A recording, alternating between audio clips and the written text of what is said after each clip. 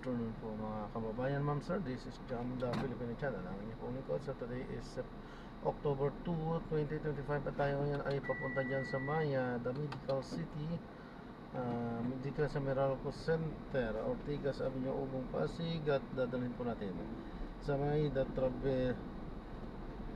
Travertine at Portico Street, St. Jude o Bando, Pasig, Corambo, Pasig po yan.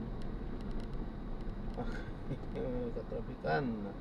Okay po, so magbabalik po tayo mamaya konti pag nakuha na po natin sa na-disclaimer naman kung content po natin ay kalsada at hindi ang passenger. Kaya naman, sakasakali mo po na may marinig kayo mga pangalan ng lugar, pangalan ng tao, pangalan ng organizations, government o private man yan, ay wala pong kinalaman ng channel na ito at wala pong pinapatungkulan. Lahat po ng pinag-uusapan dito ay pawang dito lamang po yan sa loob at wala pong pinapatungkulan sa labas. Okay po, so magbabalik po tayo mamaya konti pag nakuha na po natin sila.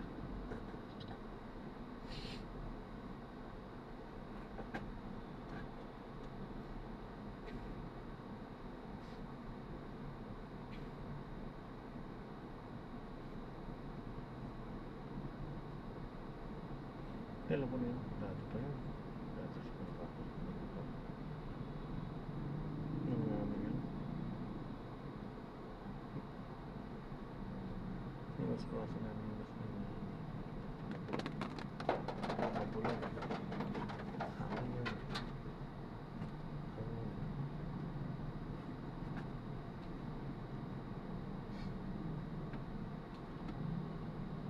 Madaya.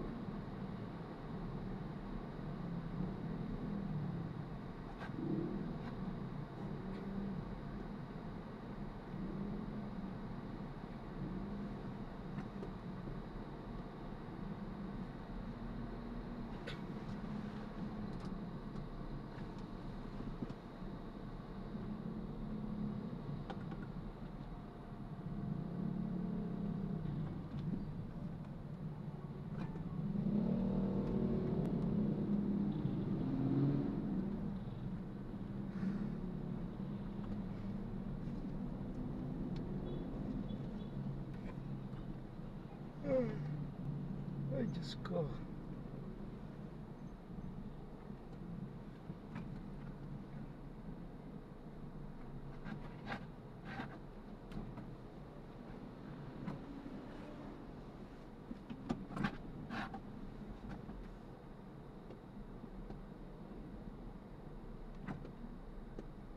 Dali lang.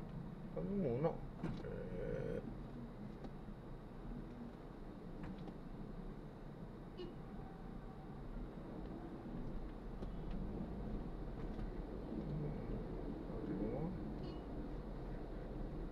Done.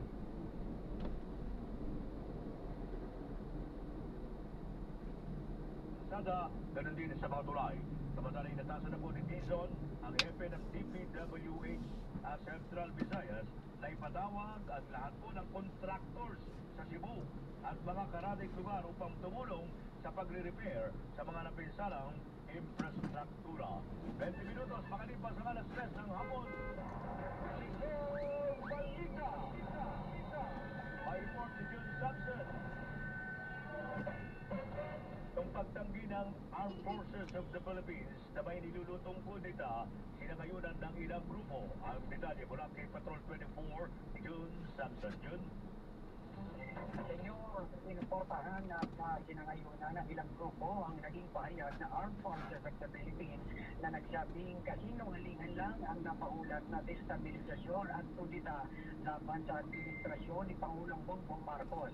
Kaugnay niya kailangan ng ahensya ng 1.25 billion pesos at sa uling taon naman ay paglalaanan nito ng 2 billion piso.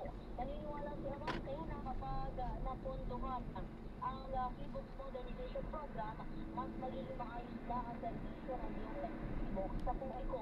Pumiling naman si Congressman Jesus na baka pwedeng pagbigyan ng Kamara ang kailangang budget ng Kibuks na malaking tulong sa pag-monitor sa labi ng bansa, partikular ang lingkod. Ito si Patrol 30. Jenny Mendez sa Buula para sa Infinito may totong lahat sa DWIU. Nagbabalita ng tama, naglilingkod ng tama.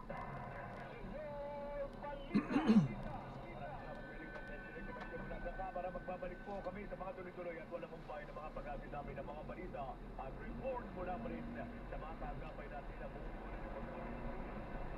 DWIC Radio at ang 23 TV.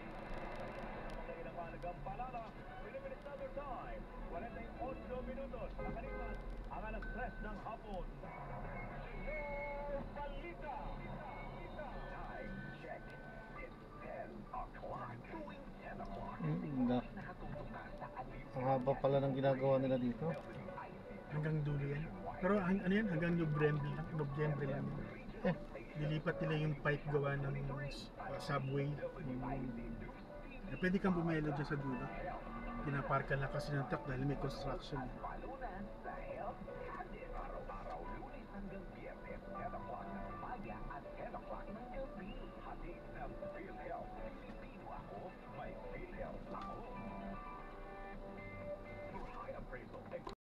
Na-drop na natin sila. So maraming salamat po sa panonood. Hanggang sa muli at God bless. Paalam po muna pa sa mga. Hindi tayo gaano nakapag-play. Pinapasok tayo na pinapasok kahit na masikip. No choice tayo.